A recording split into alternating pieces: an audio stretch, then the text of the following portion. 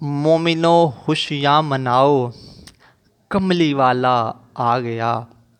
ربیع الاول کے مہینے میں کون سا درود پاک پڑھنا سب سے زیادہ افضل ہے اور اعلیٰ ہے؟ ویسے تو ہمیں پورا سال نبی پاک صلی اللہ علیہ وآلہ وسلم پر درود پاک پڑھنا چاہیے، درود پاک کا تحفہ پیش کرنا چاہیے۔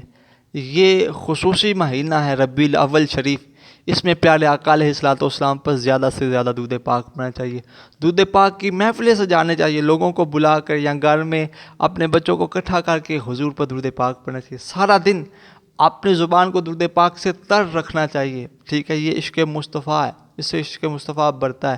اب میں آپ کو ایک بات بتاتا ہوں، اگر آپ کا کوئی دوست ہو، آپ اس سے ملاقات کرنے کے لیے جائیں، ٹھیک ہے؟ تو آپ کی کوشش یہ ہوگی کہ یار دوست سے ملاقات کرنے کے لیے جا رہا ہوں، کوئی نہ کوئی تحفہ لے کے جاؤں، ٹھیک ہے؟ پھل کی صورت میں، مٹھائی کی صورت میں کوئی تحفہ لے کے جاؤں۔ تحفہ دینے سے محبت پیدا ہوتی ہے، ٹھیک ہے؟ خوش ہو جائے گا۔ اسی طرح ہم جب اپنے آقا علیہ الصلوۃ والسلام پر درود پاک پڑھیں گے، ہمارا اللہ بھی خوش ہوگا، ہمارا مصطفیٰ بھی خوش ہوگا۔ تو آئیے ایک مرتبہ میں اور آپ بھی درود پاک پڑھتے ہیں۔ الصلاۃ والسلام علیک یا سیدی یا رسول اللہ وعلی آلک وصحابک یا سیدی یا حبیب اللہ، الصلاۃ والسلام علیک یا نبی اللہ وعلی آلک وصحابک یا نور اللہ۔ پیارے دوستو، درود پاک کے بے شمار فضائل ہیں، بے شمار برکتیں ہیں۔ مومنو پڑھتے رہو تم اپنے آقا پر درود، ہے فرشتوں کا وظیفہ الصلاۃ والسلام۔ درود پاک کی حدیث پاک کا مفہوم پیش کرتا ہوں۔ میرے نبی پاک علیہ الصلوۃ والسلام پر درود پاک جو بندہ ایک مرتبہ پڑھتا ہے، اللہ کریم جل شانہ اس پر 10 رحمتیں نازل فرماتا ہے اور اس کے 10 گناہ مٹاتا ہے اور اس کے 10 درجے بلند فرماتا ہے، ٹھیک ہے؟ تو درود پاک پڑھا کرے۔ اب کون سا درود پاک سب سے افضل ہے؟ درود پاک ویسے تو درود ابراہیمی سب سے افضل ہے، بزرگوں نے فرمایا کہ درود ابراہیمی سب سے افضل ہے، ٹھیک ہے؟